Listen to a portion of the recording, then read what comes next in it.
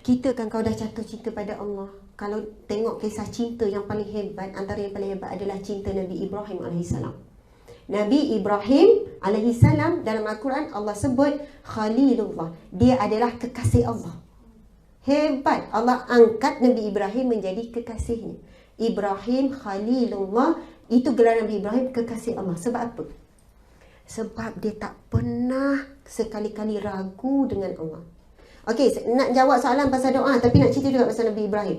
Doa pasti dimakbulkan. Yang pertama, exactly apa yang kita minta. Nak straight A, Allah bagi straight A. Alhamdulillah, Allah Akbar. Nak straight A, tapi boleh straight B. Allah tak beri apa yang kita nak, tapi Allah beri yang lain, tetapi yang lain itu lebih baik untuk kita. Akhirnya rupanya Allah nak suruh kita jadi ustaz. Contohlah.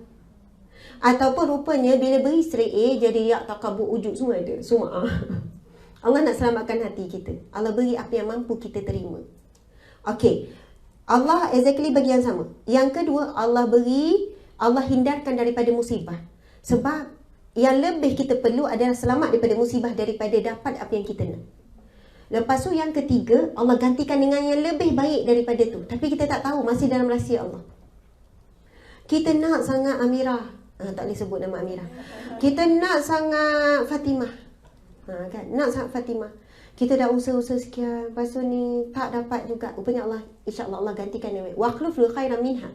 Gantikan dengan yang lebih baik, yakinlah. Lepas tu yang keempat, doa akan dimakbulkan di akhirat. Ini disebutkan oleh hadis Nabi SAW. Nabi bersabda, sekiranya manusia itu tahu nilai doa dimakbulkan di akhirat, manusia tidak mahu doanya dimakbulkan di dunia.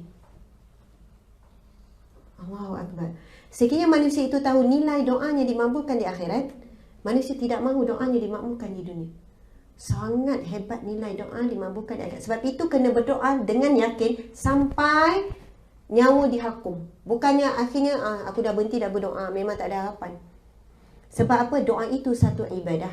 Allah tangguhkan 20 tahun doa kita, kita mengumpul pahala doa 20 tahun.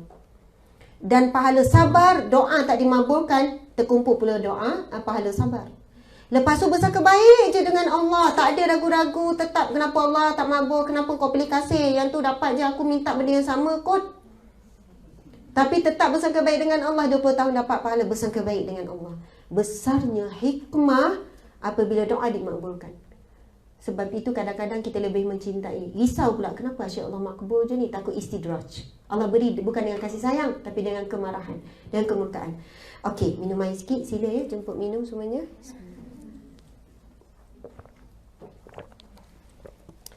Nabi Ibrahim AS, bila dah disiapkan api yang besar yang marak, dan api ini tak boleh dekat. Manusia tak boleh nak hantar Nabi Ibrahim. Macam, pegang ke tangan seorang, berani, ayun-ayun, lempar.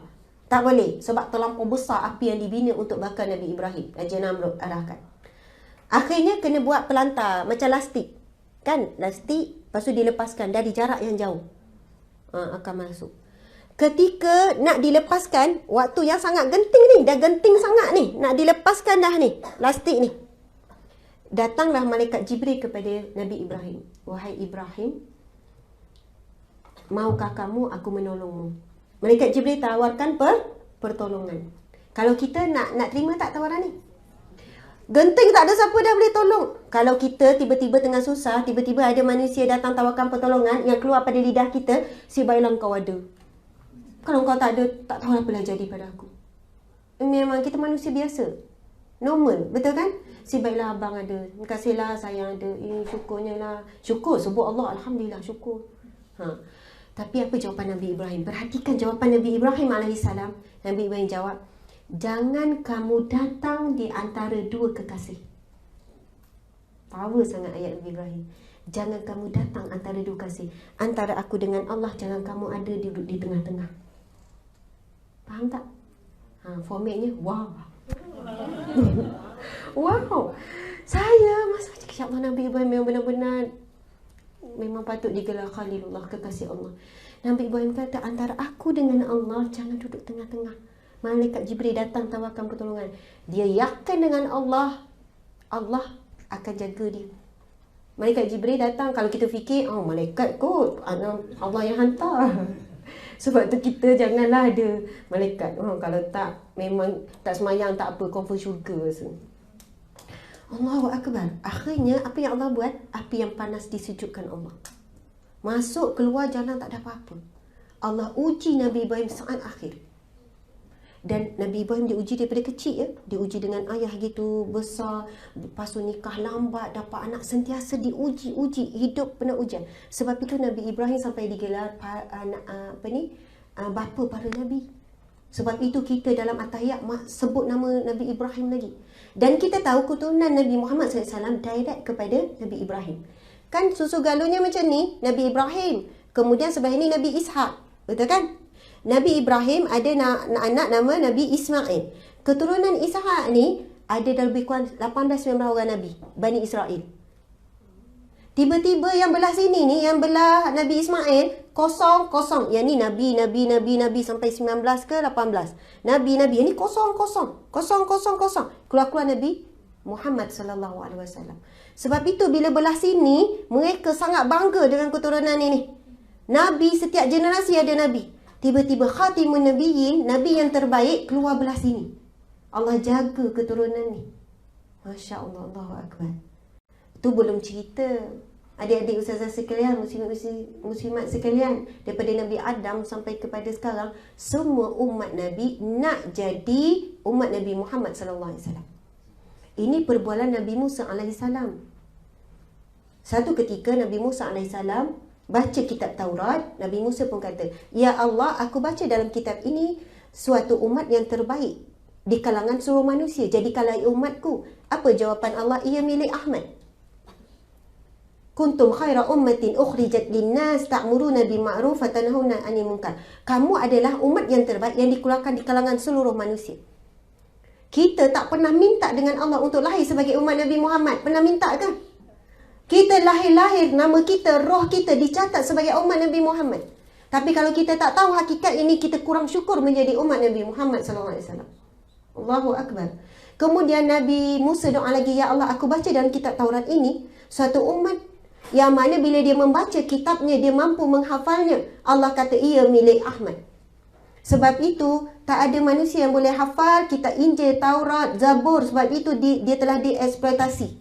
Dia telah diubah jadi Bible dan sebagainya. Tetapi Al-Quran dah 1441 tahun, exactly sama, tak ada perubahan. Allah yang jaga melalui hafazan orang yang hafaz. Bayangkan Al-Quran tebal mana? Tebal lagi daripada buku ni. Lepas tu, ya Allah, berapa banyak tebal tu. Pelik kan? Mukjizat. Boleh hafal dalam fikiran manusia. Cuba bayangkan kalau kita ada minat satu novel yang nipis saja, in English or in Malay, lepas tu kita hafal. Lepas tu kita kata, tolong tasmik sekejap muka surat pertama. Dapat tak? Tak. Mesti ada.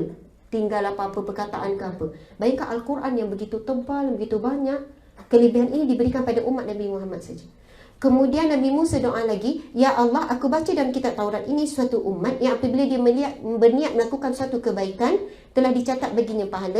Dan apabila dia melakukannya, dicatat baginya 10 kali ganda." Kita kan niat nak buat baik, dah siap-siap Allah bagi pahala. Tapi buat jahat, niat, tak buat lagi, tak dapat. Sebab itu bangun setiap pagi, adik-adik ustaz saya lihat, perbanyakkan niat yang baik. Ya Allah, hari ini nak solat duha insyaAllah. Hari ini ya Allah, insyaAllah nak pergi solat masjid berjemaah. InsyaAllah hari ni nak solat full awal waktu.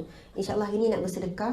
InsyaAllah hari ni nak masak lebih, nak bagi makan dekat kawan-kawan. Niat baik di awal pagi. Masa tu dah dapat pahala. Pahala dah dicatat. Tapi jangan permainkan. Ya Allah, ni. Okey, dah settle, dapat pahala dah lah. Lepas tu cik cakap dengan kawan, kau tengok aku macam ni. Aku dah ada pahala sedekah, pahala ni. Oh.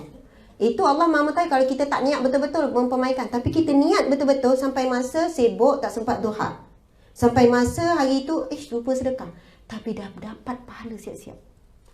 Sangat rugi kalau kita tak buat. Sebenarnya benda tu, niat ada satu doa yang sangat kuat, lebih kuat daripada doa. Niat sebab dia terletak pada hati. Dia lebih kuat pada doa. Doa kadang, kita doa, hati tak sampai.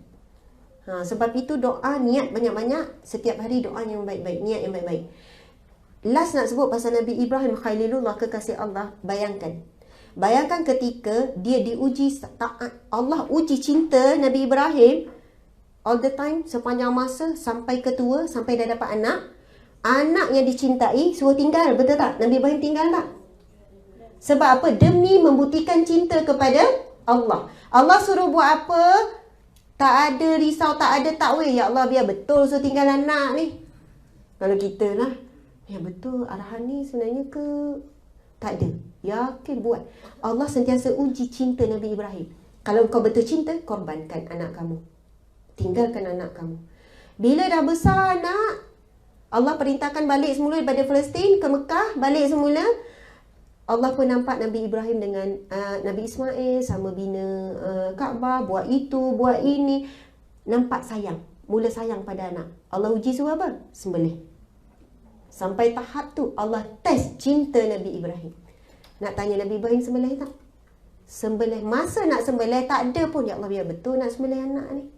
Tak ada pun terlintas dalam fikiran Nabi Ibrahim, nanti Allah akan cancel ni arahan ni. Tak ada langsung.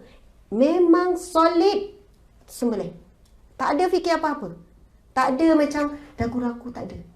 Memang betul. Sebab apa? Betapa besar cinta kepada Allah, Nabi Ibrahim. Dia sanggup korbankan apa saja. Anak suruh sembelih, dah letak Allah tukar. Memang Nabi Ibrahim tak sembelih Nabi Ismail, tetapi Nabi Ibrahim berjaya menyembelih rasa cintanya kepada Ismail. Allahu Akbar. Memang tak sembelih Nabi Ismail, tapi berjaya sembelih rasa cinta. Allahu Akbar, subhanallah. Sebab tu kita ni, kalau kita kenal Allah, kita kenal hakikat diri kita, tak ada apa-apa, zero, nothing. Orang puji kita apa pun, kita semua balik kepada Allah. Akhirnya kita sangat jatuh cinta pada Allah Subhanahu Wa Taala. Bila kita berjalan, kita pun rasakan, ya Allah, Allah ya Qawi, beri aku kekuatan. Sentiasa rasa dekat dengan Allah. Bila tengok makanan, Allah ya Razak, bagi makanan. Kemudian bila kita lapar, enjoy, Allah ya Wasi, yang maha luas, bagi kita kelapangan. Kemudian dapat idea, jawab soalan, ya Allah, terima kasih. Allah ya Hakim, bagi aku bijak. Kemudian tengok pokok indah, ya Allah, Allah ya Khaliq, buat keindahan. Allah ya Badi', Allah ya ciptakan dengan indah. Masya Allah. Kita akhirnya akan nampak Allah ada di mana? Mana? Allah ada dengan kita. Tinggal lagi 10 minit. Masya Allah. Baiklah.